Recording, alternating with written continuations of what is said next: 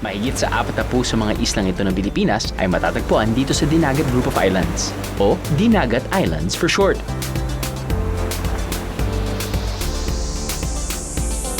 Isa itong grupo ng mga isla na sinasabing maihahalin tulad sa Palawan sa ganda, pero hindi pa masyadong maraming tao ang nakapupunta. Iba't ibang rock formation ang makikita rito na nagkukubli sa mga natatanging white sand beaches.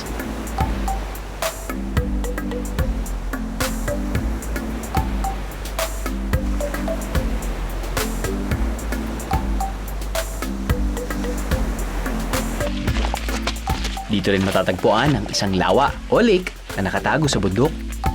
Kayo na po yung gumawa ng diet ito. Oy! Kailangan pang mag-trek ng kalahating oras bago ito marating. Pagod at pawis ang puhunan, pero kapag iyong nasilayan.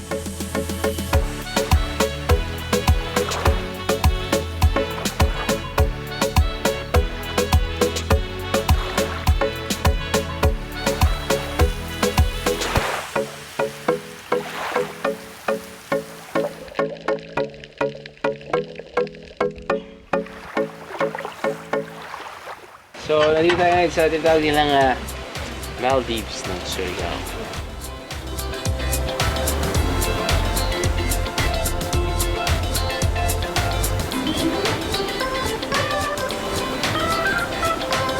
Ang secret tidal pool na to nagkukubli rin sa likod ng mga bato.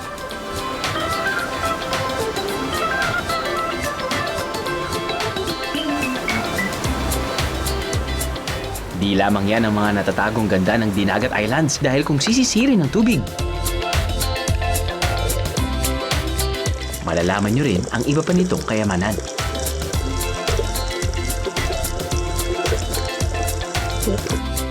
Kayamanang pwede nating matikman.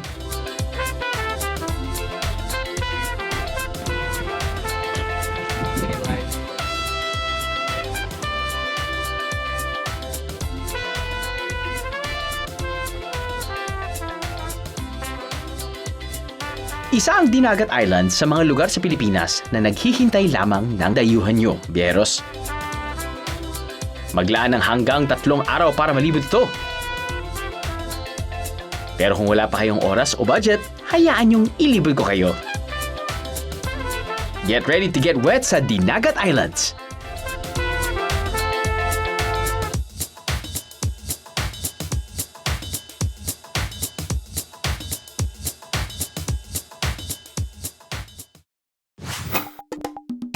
Maaring madaanan ng mga munting islang ito patungo sa isa sa secret hideaways ng Dinagat Islands, ang Pangabangan Island at ang natatangay nitong tidal pool.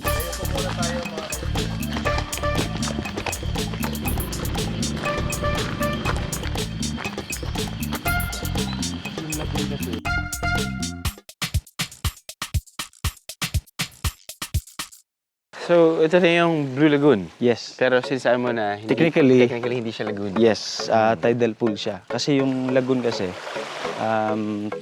trap water siya. It's either sandbar or mangroves. Pero ito kasi, reachable siya ng tide. Gaano kalalim yun? Yung blue part? Wala pa kaming technical data sa office namin. Pero malalim din yan? Malalim din yan. Oh, malinaw lang talaga yung tubig, no? Mm. Kasi naalala ko nung last time kami pumunta sa Surigao del Sur o Surigao del Norte. Ang gaganda ng mga lagoons or yung mga still water. Pero ang kinakatakutan ng mga tao, yung mga dikya. Dahil nga hindi masyadong maalon, nandun sila. Meron din. Dito so far wala naman. Wala naman. Meron kaming yung mga sinasabi mong may dikya. Si trap yung water. Kung trap yung water, probably mainit yung tubig. Yun yung So, hinahanap nila? hinahanap nila yun. Kasi doon sila nagpaparami.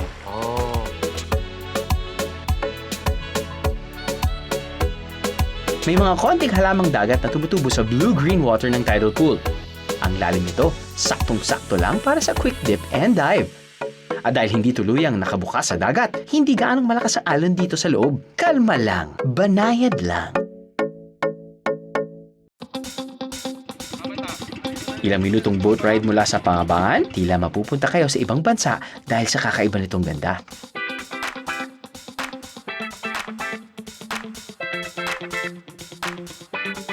So, nandito tayo ngayon sa tinatawag nilang Maldives ng Surigao.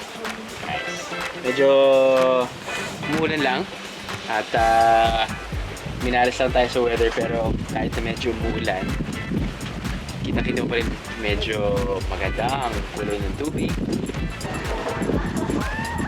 Nakangiti yung mga tao dahil nag-enjoy.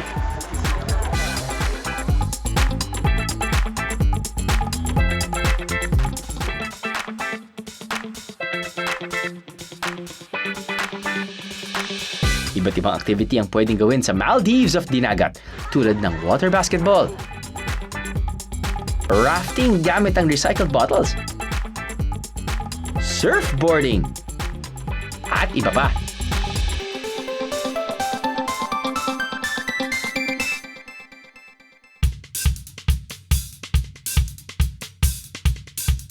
Dito natin matitikman ang saang, ang shellfish na may matigas na pangkawit.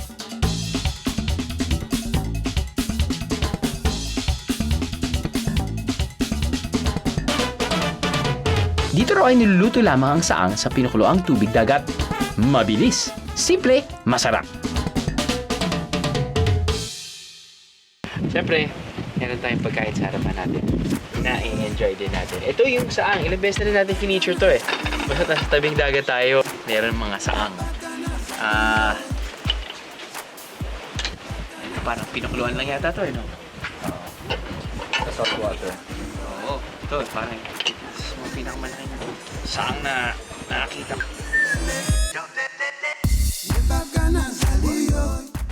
Naalala ko yung lasa nito, yung saang nito. Parang alam mo yung texture niya parang squid, pero yung mas matamis. Alam mo yun? Mas matamis siya. Anyway, meron tayong hipon, meron tayong lato na pwede mo lang kunin kahit saan. Ay, tuna na inihaw. Tuna at meron tayo. Oh, tama. Kanin. Sandok. Kayo kapag kumain kayo ng isda at kayo yung unang pupunta doon sa isda, ano yung anong part yung titirahin nyo? Ako usually, ito yung part na tinitirahin. Yung batok, tama. It's my favorite part. My favorite part. Here, oh. Yun, oh. Yun. Paborito ko yan. Ay, sige po. Salamat, kuya. Ito po ay Kinamos. Kinamos? Kinilaw. Kinilaw. Kinilaw na dilis. Yan. Mabasa. Likod natin dito. Yan.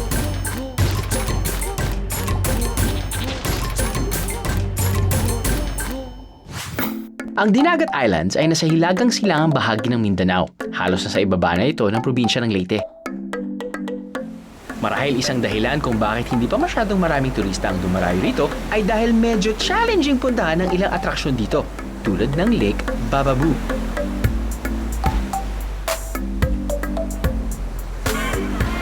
I'm one of the caretaker of this place. Sige po. I'm Sorbet Langit. Ito po ang trail natin from beach to lake is 700 meters long. Then, the lake is one of the Meromictic in Holysia. Ibig sabihin yung Meromictic, the fresh water and salt water do not mix. Okay, you go. On to go there, next year, pray first. Sige sir. Nini kabuntagon karon o kawapunon o panalangin ako balaan uban niya ako mga sakop labaw na sa akong bisita nga si Drew Arellano nga siya isa ka nasa GMA ug siya mo promote din sa lake balaan tagay ko kalam sa pag manage sa akong mga bisita. Disko. Bago marating ang Lake Bababoo, ay kailangan mag-trek ng halos kalahating oras pataas at pababa ng bundok. Hindi biro ang dadaanan dahil sa talas ng mga bato at madulas na putik, lalo na kung maulan.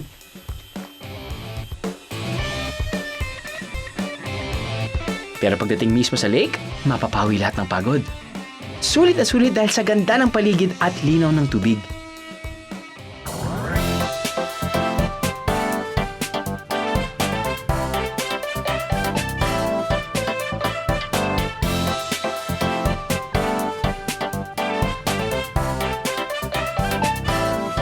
So bakit po tinawag na Bababoo? Noon sir ang pangalan ng buhaya. Buhaya? Oo. May mabuhaya dito? There's no Wala po. crocodile. Bago ka pa pupunta doon sa lake, Opo. yung rock formation, Mukhang buhaya. para bang bunganga ng buhaya. Ngayon, sir, iba na ang pangalan, Bababo.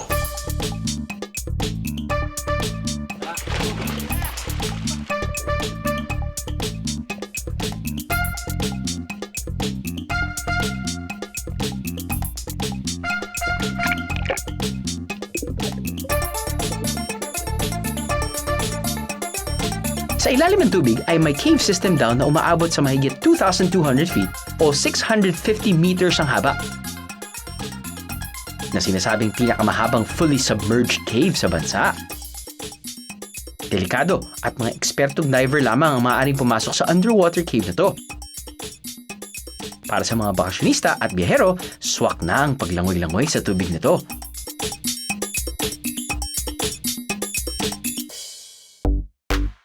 Parte ng Caraga Region ang probinsya ng Dinagat Islands. Ito ang Region 13 na kasama ang Agusan del Norte, Agusan del Sur, Surigao del Norte at Surigao del Sur. Sa rehiyon, ito lamang ang nag-iisang island province.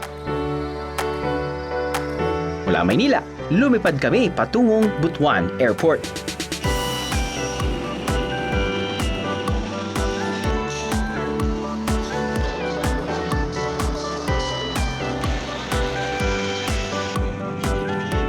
Mula Butuan ay nag-land trip kami ng humigit kumulang 3 oras papuntang Surigao City.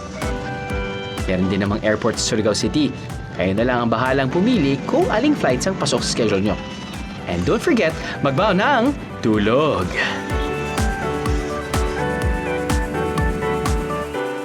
Ang Surigao City Seaport ang gateway to Dinagat Islands. Mula rito, may mga bangka na maaaring maghatid sa inyo papuntang isla.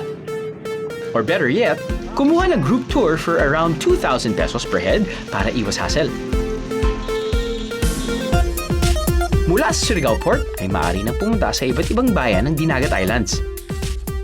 Ang destinasyon natin, ang Bitaog Beach. Tamang-tama ang dating natin dahil oras na ng pananghalian mga biyero. At ano pa nga ba ang masarap kainin tuwing nagagawi sa mga magagandang isla? Seafood, of course! Ito yung tinatawag namin na bugatan. Bugatan. Yes, mabigat. Mabigat. Bugatan shell. Nakukuha to somewhere between siguro mga 20 meters or 15 meters or something sa ilalim ng dagat. Oo. Believe it or not, hindi nilalagyan ng asin yan. Hindi Wala ka na- nilalagay. Galing na sa tubig alat. Opo, tubig na matabang. Tapos lalagay mo tong tanglad. Ilang minuto yan?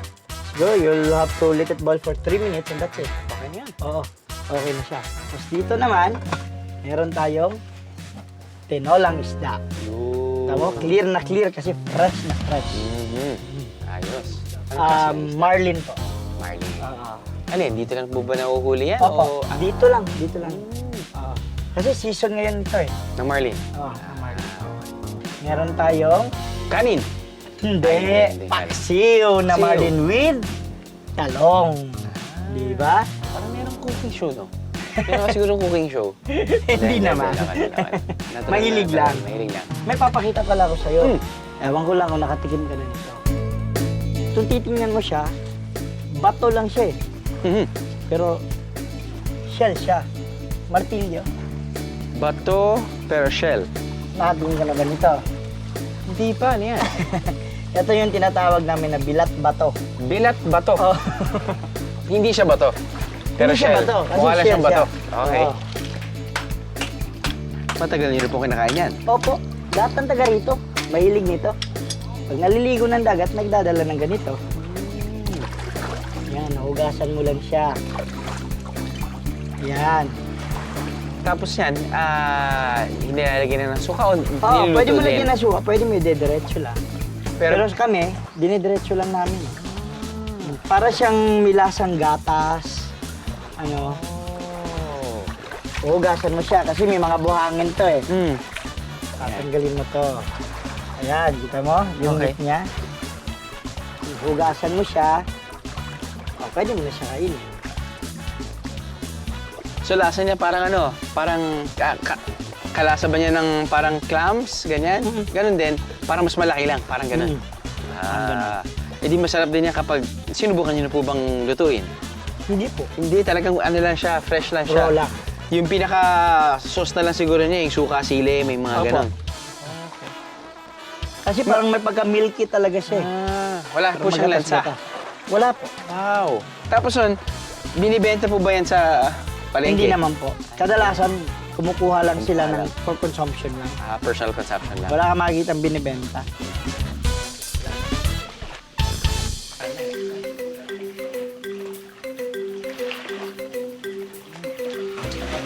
Mas marami siyang meat kaysa sa oyster. Yung oyster parang pag kinain mo, boom, puro liquid na siya eh. Masarap naman to So, mas kasi sa marami oyster. siyang Siyempre, ang number 1 na panghalina ng Dinagat Islands ay ang kanilang magagandang beach. Pinong-pino ang white sand, malinis at malinaw ang tubig. Perfect for running and splashing around.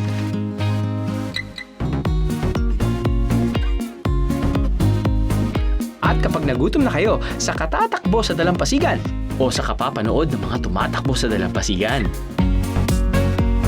oras na para kumain. Kanin pa lang, masarap na. Ito, interesado ako dito. Sagana kayo dito sa, ano, no? Sa isda Sa po. isda. Oo. Oo, bro. Opo, local fish po yan lahat. Pero dito kayo nakatira?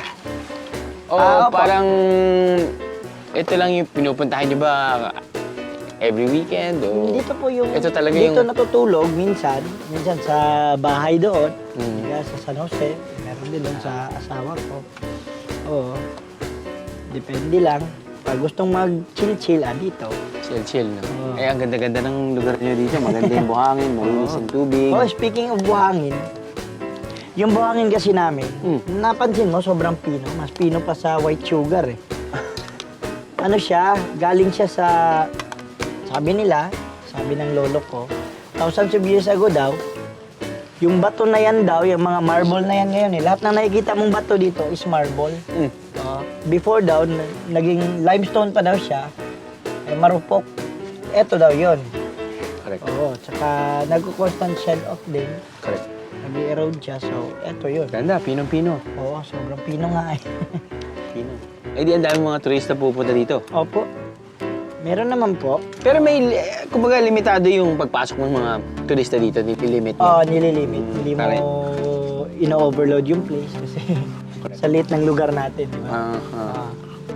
Pero ano yung ino-offer yung pagkain? Ganito rin, malamang. Oo, ganito rin. Namimili Basic sila lang. o... Ito, hindi basic na yan eh. Ano na yan eh? Fiesta na rin yan eh. Basic lang sa amin to eh. Hindi naman sa namimili. Kaso, pag pumupunta sila dito, kasi galing nga sila ng syudad, di ba? Papunta dito, isda talaga hinahanap nila. Tama naman.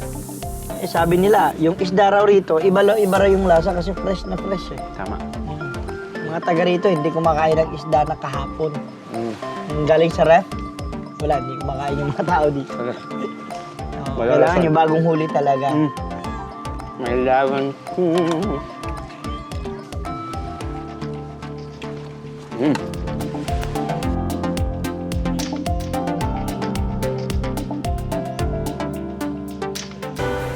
Dinagat is a mystical island. Kasi maraming magagandang tanawin na makita mo dito. From ridge to reef. Meron po tayong mga waterfalls, caves, beaches, and beautiful rock formation. So that's the reason why it is mystical island. Yung Dinagat Islands din kasi bago pa kami sa tourism industry. Hindi nga namin maalala kung kailan talaga nag-rise talaga yung tourism industry. Yung ibang mga tao, hindi pa sila gaanong tourist or tourism-oriented yung mga tao. Kaya yung iba, pag may mga bagong dating, talagang tinitingnan, kinikilatis. Pero hindi po ibig sabihin no na negative yung tingin nila sa'yo. Ang kabuhayan po ng mga tao dito is usually po mga fishermen, ang iba is government employee, yung iba is farming yung source of livelihood nila. Ayon sa isang alamat, nagmula raw ang Dinagat Island sa pagmamahalan nina Prinsesa Dina at Prinsipe Gat. Nang salakay ng mga tulisan ang kanilang isla, ay parehas na tumalon sa tubig ang dalawa. At mula roon ay umusbong ang dalawang isla na tinawag nilang lalaking bukid at babaeng bukid. May mga nagsasabing binabantayan pa rin ng prinsipe at prinsesa ang mga isla magpahanggang ngayon.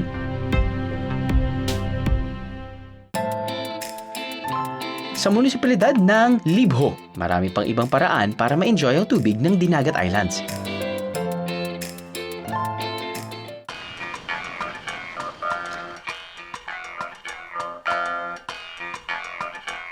Sa Quano Cave, 15 minutes na trek mula sa beach, masisilayan ng isang buhalang bunganga ng kuweba.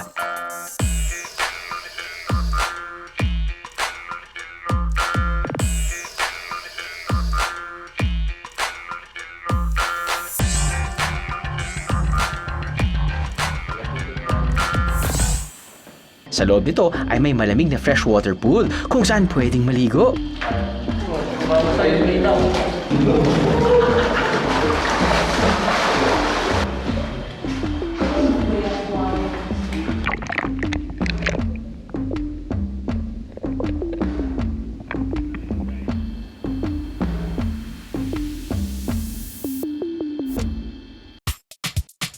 Sa paligid naman ng Libho ay tadtad ng maliliit na isla na kung tawagin ay Kisses Islets dahil mukha raw itong mga chocolate candies na ibinudbud sa dagat.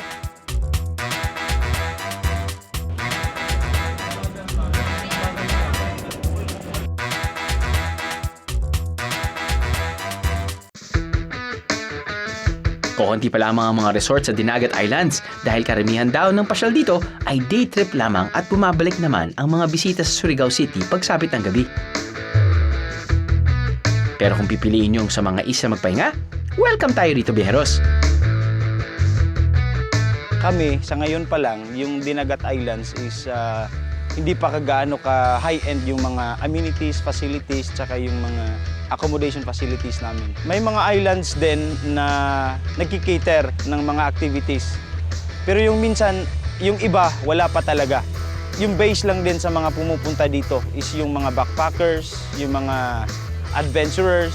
Pero yung naghahanap ng mga high-end tsaka class na mga amenities, medyo kulang pa talaga kami. Mas maganda sa amin dito for adventures, mga island hoppings.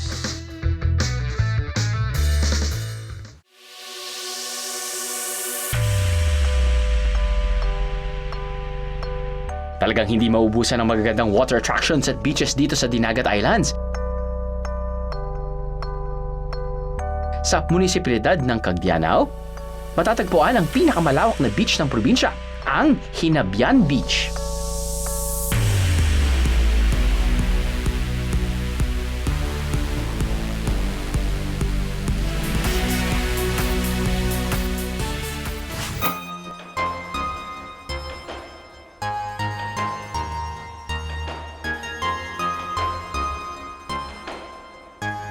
Ang Dinagat Islands ay isang probinsyang may magandang hinaharap sa industriya ng turismo.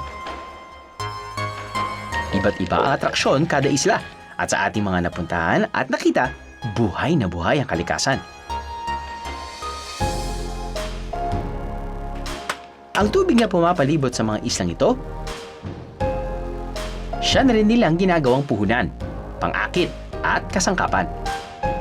Kung titingnan sa mapa, tubig ang naghihiwalay sa mga isla. Pero para sa mga taga-Dinagat Islands, ang tubig din ang nagsisilbing tulay nila tungo sa kaunlaran.